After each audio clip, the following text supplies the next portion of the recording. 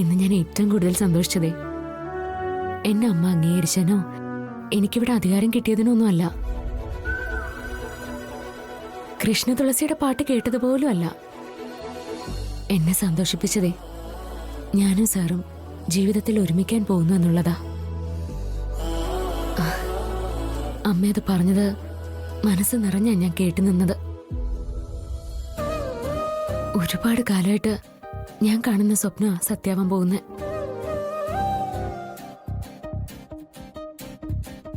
ഞാൻ പറഞ്ഞിട്ടുണ്ടല്ലോ, എന്റെ ഈ ജീവിതം തന്നെ സാറിന് വേണ്ടിയാ. ഞാൻ ഇന്ന് കമ്പനിയുടെ തലപ്പത്തെ വലിയൊരാളായതിനു പിന്നിൽ സാറാ. ഞാൻ ഇങ്ങനൊരു വലിയ വീട്ടിൽ താമസിച്ച് വലിയൊരു കാറിലൊക്കെ യാത്ര ചെയ്ത് വലിയ പദവിയിലൊക്കെ ഇരിക്കുന്നതിലും 1000 ഇരട്ടി സന്തോഷം നാട്ടുമ്പുറത്തെ ഒരു കൊച്ചു വീട്ടില് സാറിന്റെ ഭാര്യയായി ഒരു കൊച്ചു ജീവിതം നയിക്കുന്നതല്ല സത്യം.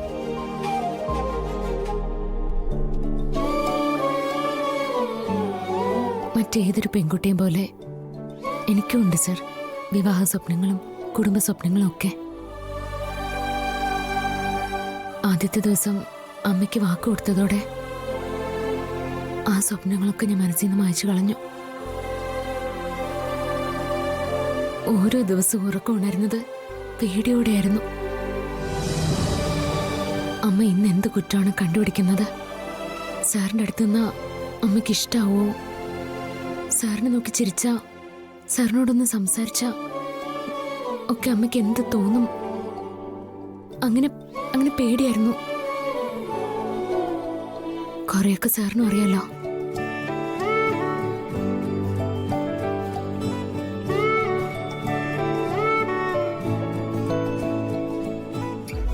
രണ്ട് പ്രാവശ്യം സാർ എന്റെ കഴുത്തിൽ താലി കെട്ടിയത്. എന്തോ എന്റെ വിധിയാവാം. താലി കെട്ടി നമ്മൾ ഒരു മുറിയിൽ കഴിയുന്നു, ചിരിക്കുന്നു, സന്തോഷിക്കുന്നു. പക്ഷേ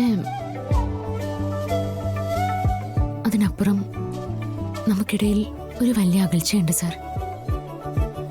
അകൽച്ചയെന്ന് പറഞ്ഞാൽ മനസ്സുകൊണ്ടുള്ള അകൽച്ചയല്ല. ഭാര്യയും ഭർത്താവും രണ്ടിടത്ത് കിടക്കുന്നു. എന്തായാലും ആ സങ്കടങ്ങളൊക്കെ മാറിപ്പോവാ. നാളെ കഴിഞ്ഞാ പിന്നെ എന്റെ സ്ഥാനം ദേ ഈ കട്ടില്ല.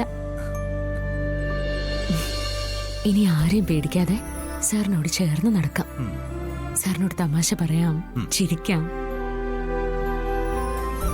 നാളെ സൂര്യൻ ഉദിക്കാൻ എന്നെ പോലെ ആരും കാത്തിരിക്കുന്നുണ്ടാവില്ല.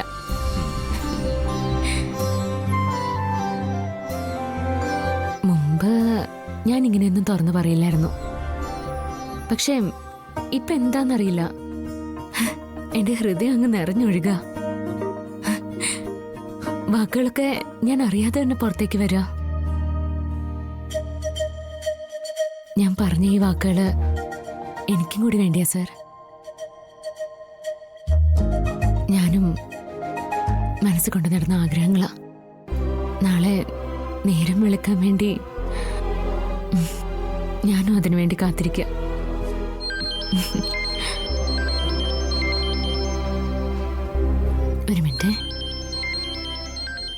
ഒരു മിനിറ്റ്.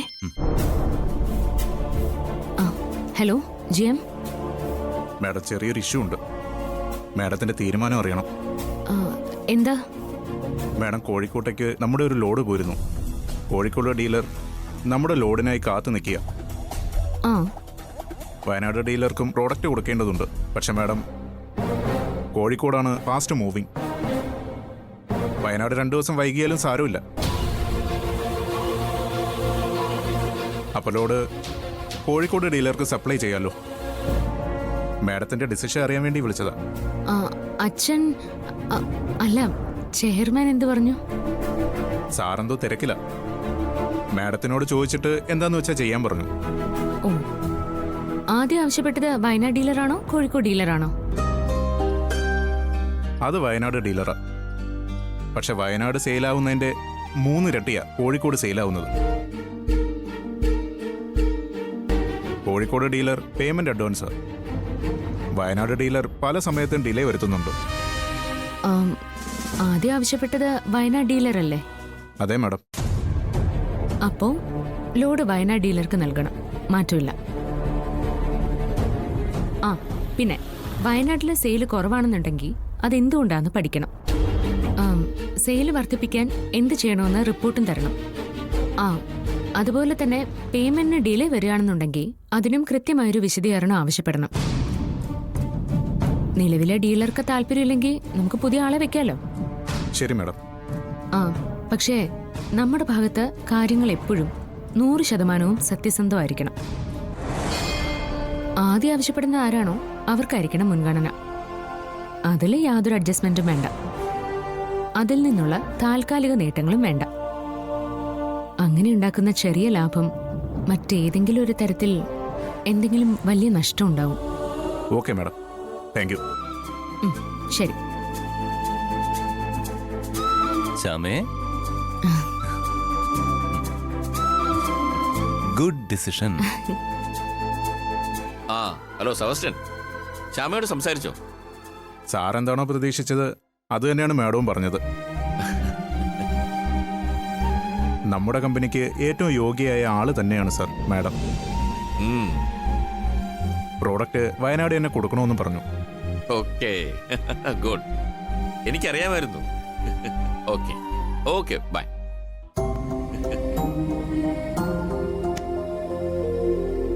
വസു, സത്യസന്ധതയ്ക്ക് മുൻതൂക്കം കൊടുത്താൽ മതിയെന്നാ ശ്യാമ പറഞ്ഞിരിക്കുന്നു. ഞാനും അങ്ങനെ തന്നെയാ പ്രതീക്ഷിച്ച്. പരീക്ഷണത്തിൽ ശ്യാമയ്ക്ക് 100-ൽ 100.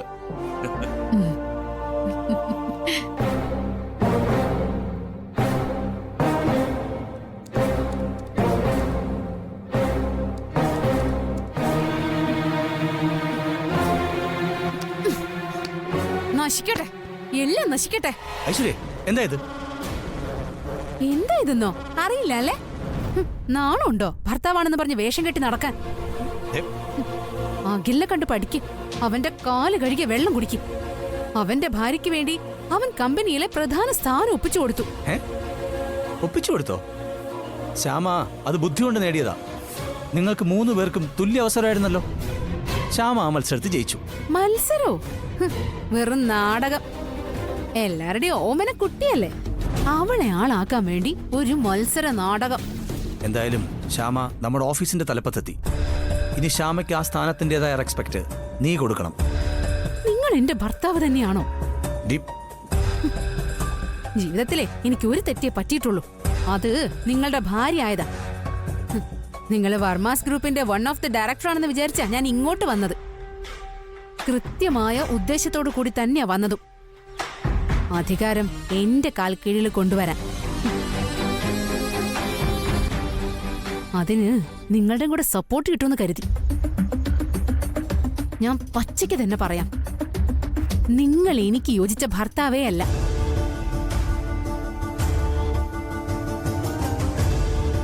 ഏതെങ്കിലും കാട്ടുമുക്കിലെ നാട്ടുംപുറത്തുകാരിയായിരുന്നു നിങ്ങൾക്ക് ചേരുന്നത്. ഏത് നേരത്താണാവോ എന്തോ നിങ്ങൾക്ക് താലി കെട്ടാൻ വേണ്ടി എന്റെ കഴുത്ത് നീട്ടാൻ തോന്നിയത്. നിർത്ത്. സൗകര്യമില്ല. ഓഫീസിൽ സ്ഥാനം കൊടുത്തതും പോരാ, വീട്ടിലും അവൾ ആളാക്കിയിരിക്കുന്നു. അവൾക്ക് ഓഫീസ് ഉത്തരവാദിത്തം ഉള്ളതുകൊണ്ട് വീട്ടിലെ ഉത്തരവാദിത്തങ്ങള് ഞാനും അമൃതയെടുത്ത് ഏറ്റെടുക്കണോന്ന്. പച്ചയ്ക്ക് പറഞ്ഞ ഞാൻ വീട്ടുജോലി ചെയ്യണോന്ന്. 15-ാം തീയതി ശാന്തി മുഹൂർത്തം കൂടെ കഴിഞ്ഞാ പിന്നെ രാജാവിന്റെ രാജ്ഞിയുടെയും പട്ടാഭിഷേകം. 15-ാം തീയതി ഇവിടെ ചടങ്ങ് നടക്കുന്നത് എങ്ങനെയാണെന്ന് എനിക്കിവിടെ ഒന്ന് കാണണം. കാണാനൊന്നുമില്ല ഐശ്വര്യേ. 15-ാം തീയതി ചടങ്ങ് ഗംഭീരമായിട്ട് തന്നെ നടക്കും. ഈ ഐശ്വര്യ ജീവിച്ചിരിക്കുകയാണെങ്കിൽ ചടങ്ങ് നടക്കാൻ പോകുന്നില്ല. നീ ജീവിച്ചിരിക്കോ ഇല്ലയെന്നൊന്നും എനിക്കറിയില്ല. പക്ഷേ നിശ്ചയിച്ച ചടങ്ങ് കൃത്യമായി തന്നെ നടക്കും. അഖിലിനെയും ശ്യാമയും ഭാര്യ ഭർത്താക്കന്മാരായിട്ട് അമ്മ അംഗീകരിക്കുകയും ചെയ്യും. നിങ്ങളുടെ അമ്മയല്ലേ ഓന്താ ഓന്ത്, അസലോന്ത്. അന്ന് പറഞ്ഞു ശ്യാമയ്ക്ക് നിറം പോരാ, കുടുംബം പോരാ, വിദ്യാഭ്യാസം പോരാ, ഒന്നും പോരാ. ഇപ്പതേ അവളെങ്ങ് താലേക്കേറ്റ് വെച്ചേക്കുന്നു. നിറം കുറവായതുകൊണ്ടല്ലേ അന്ന് ജഗന്നാഥന്റെ മോളെ വേണ്ടാന്ന് വെച്ച് മിസ് കേരളയായ എന്നെ റാഞ്ചിയെടുത്തത്. എന്നിട്ടിപ്പോ നേരെ അങ്ങ് മലക്കം മറിഞ്ഞു. ശ്യാമയാണിപ്പോ എല്ലാം. ഐശ്വര്യ, കഴിഞ്ഞ സംഭവങ്ങളൊക്കെ വിളിച്ചു പറഞ്ഞ് കാര്യങ്ങൾ നീ വെറുതെ വഷളാക്കണ്ട. കഴിഞ്ഞ സംഭവങ്ങള് ഞാൻ വിളിച്ചു പറയൊന്നും വേണ്ട, അല്ലാതെ തന്നെ നാട്ടുകാർക്ക് അറിയാം. ഞാൻ വീണ്ടും പറയുക, എന്നെ കെട്ടാൻ അരുൺ ഒട്ടും തന്നെ യോഗ്യനല്ല. താലി കെട്ടിയാൽ മാത്രം പോരാ, ആഗ്രഹങ്ങൾ സാധിച്ചു കൊടുക്കുകയും വേണം. ആഗ്രഹങ്ങൾ സാധിച്ചു കൊടുക്കാം, പക്ഷേ അത്യാഗ്രഹങ്ങൾ സാധിച്ചു കൊടുക്കാനേ എനിക്ക് പറ്റില്ല. വേണ്ട, സാധിച്ചു തരണ്ട. എന്റെ ആഗ്രഹങ്ങള് ഞാൻ തന്നെ സാധിച്ചോളാം. ഞാൻ ശപഥം ചെയ്ത് തന്നെ പറയാം. ഈ ശാന്തി മുഹൂർത്തം ഉണ്ടല്ലോ, നാളെ ജോത്സ്യനെ വരുത്തി നിശ്ചയിക്കാൻ പോകുന്ന ശാന്തി മുഹൂർത്തം, അത് നടക്കില്ല. ഞാൻ രണ്ടും കൽപ്പിച്ചു തന്നെയാ.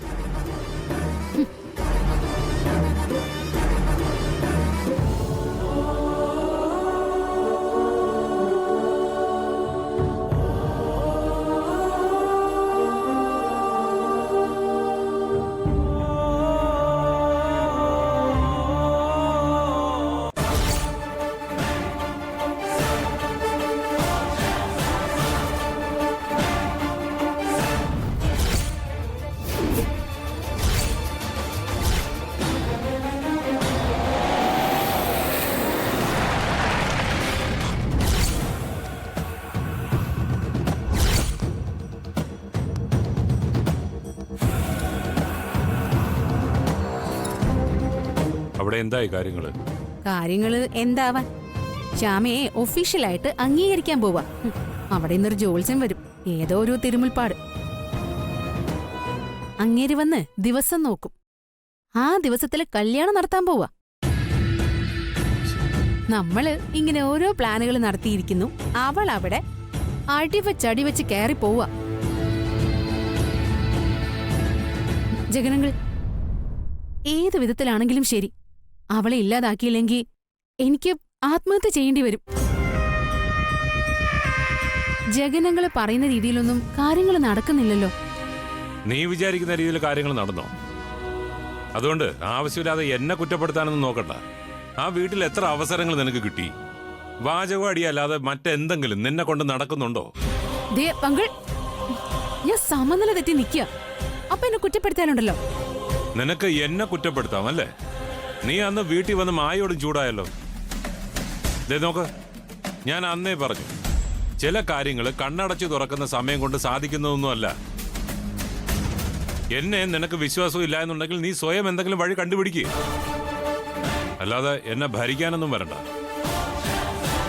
ശ്യാമ ആ കമ്പനിയുടെ തലപ്പത്ത് വന്നതേ നിന്റെ തലയ്ക്കകത്ത് ബുദ്ധി എന്ന് പറയുന്ന ഒരു സാധനം ഇല്ലാത്തോണ്ടാ.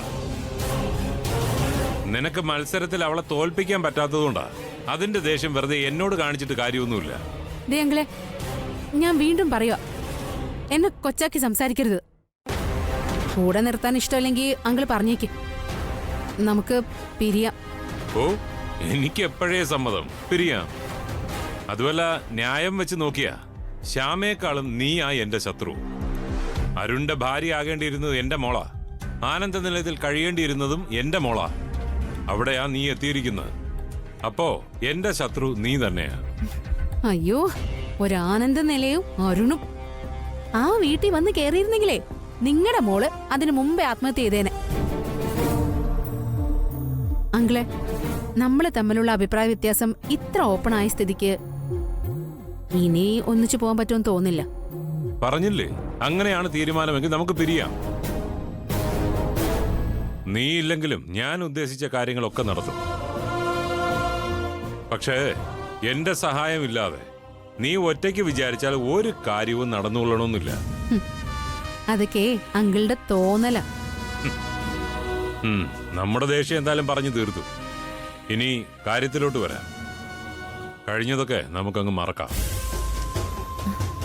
നമ്മൾ വിചാരിക്കുന്നതൊന്നും നടക്കുന്നില്ലല്ലോ അങ്കിൾ. നമ്മൾ വിചാരിക്കുന്നത് നടത്തിത്തരാൻ ഒരാൾ ഇപ്പൊ എത്തും. അയാളായിരിക്കും ഇനി നമുക്കൊപ്പം നിന്ന് കാര്യങ്ങൾ മുന്നോട്ട് കൊണ്ടുപോകും. അതാരാ ജഗനങ്ങൾ? പുതിയ ആള്? പ്രതീക്ഷിച്ച ആള് ദേ കൃത്യമായിട്ട് എത്തിച്ചേർന്നല്ലോ.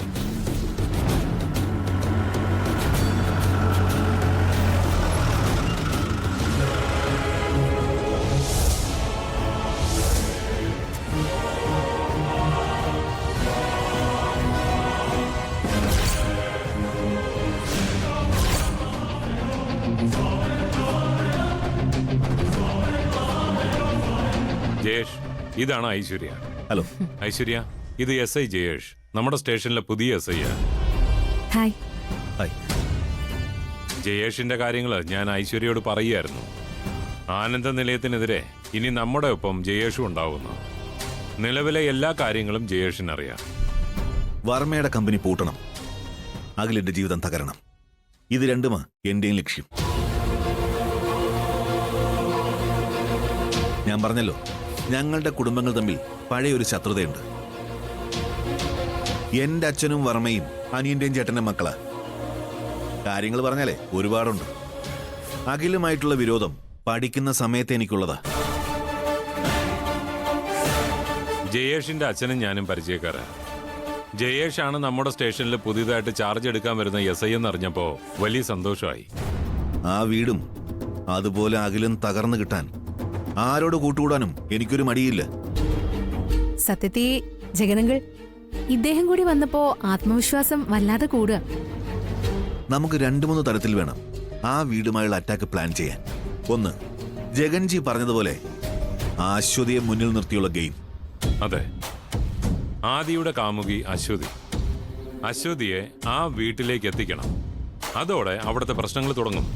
അതെ, അശ്വതി ആ വീട്ടിൽ കയറ്റണമെങ്കിൽ ആദ്യം അശ്വതി പൂർണ്ണമായും നമ്മുടെ വശത്തേക്ക് വരണം. ജഗൻജിയും വൈഫും കൂടി അശ്വതിയെ സ്വാധീനിക്കണം. ഈ അശ്വതിയുടെ മകൾ TVR സ്കൂളിൽ പഠിക്കുന്നല്ലേ പറഞ്ഞേ? അതെ, അവിടെ പഠിക്കുക. അപ്പൊ സ്കൂളിൽ വിളിച്ച് അശ്വതിയുടെ അഡ്രസ് ഞാൻ എടുത്തുതരാം. അഡ്രസ് കിട്ടിക്കഴിഞ്ഞാൽ ബാക്കി ഓപ്പറേഷൻ ഞാനും മായയും കൂടി നടത്തിക്കോളാം. അഖിലിനെയും ആദിയെയും അരുണിനെയും പേഴ്സണലായിട്ട് ഡീൽ ചെയ്യുന്ന കാര്യം ഞാൻ നോക്കിക്കോളാം. തുടർച്ചയായിട്ട് ഓരോരോ ഇഷ്യൂസ് കൊടുത്തുകൊണ്ടേയിരിക്കണം. എന്നെ സംബന്ധിച്ച് ഏറ്റവും പ്രധാനം ആ ശ്യാമ ഇല്ലാതാവുക എന്നുള്ളതാ. അഖിലിനെ ഇല്ലാതാക്കുന്നത് ശ്യാമയെ ഇല്ലാതാക്കിക്കൊണ്ട് തന്നെയാ. ശ്യാമയെ പൂട്ടാനും നമ്മൾ കൃത്യമായൊരു അവസരം ഉണ്ടാക്കണം. ഒരു കേസ് അല്ലെങ്കിൽ ഒരു പ്രോബ്ലം, അത് നമുക്ക് കൃത്യമായിട്ട് പ്ലേസ് ചെയ്യണം. ഇന്ന് ഉച്ചയ്ക്ക് ശേഷം അവിടെ ജോത്സൻ വന്ന് സമയം കുറിക്കുന്നുണ്ട്. അവരുടെ കല്യാണത്തിനുള്ള സമയം വീട്ടിൽ തന്നെ നടത്തുന്ന ചടങ്ങാ. അതാ വസുന്ധരയുടെ തൃപ്തിക്ക് വേണ്ടിയിട്ടാ. പക്ഷെ ആ വിവാഹം നടക്കാൻ പാടില്ല. അതെ, യഥാർത്ഥത്തിൽ അഖിലിന്റെയും ശ്യാമയുടെയും സമയം നമ്മളാ കുറിക്കുന്നത്. അവരുടെ നാശത്തിന്റെ സമയം.